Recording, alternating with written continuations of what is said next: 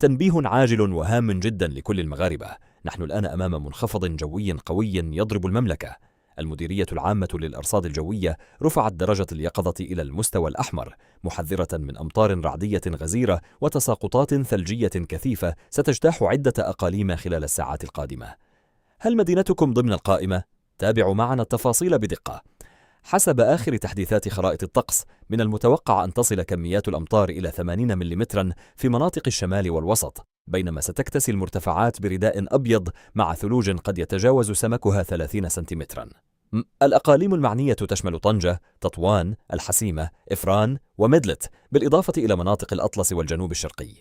هذه التقلبات الجوية ليست عادية وتتطلب أعلى درجات الحذر. رسالة خاصة وهامة جدا للسائقين ومستعملي الطرق الوطنية والسيار.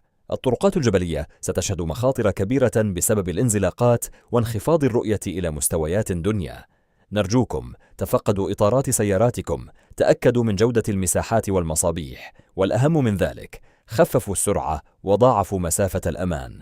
لا تغامروا بحياتكم في الوديان أو المنحدرات الخطيرة. بالنسبة للعائلات في المناطق الباردة، تأكدوا من وسائل التدفئة وتجنبوا الخروج إلا للضرورة القصوى. الأجواء ستكون باردة جدا والرياح قوية، مما يزيد من صعوبة التنقل. نحن نتابع الحالة الجوية لحظة بلحظة لنوافيكم بكل جديد.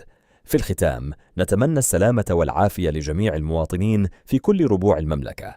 أخبرونا الآن في التعليقات كيف هي الأجواء في مدينتكم، وهل بدأت الأمطار بالتساقط؟ لا تنسوا دعمنا بالضغط على زر اللايك والاشتراك لتصلكم التنبيهات العاجلة فور صدورها. حفظ الله المغرب والمغاربة، ونراكم في التحديث القادم.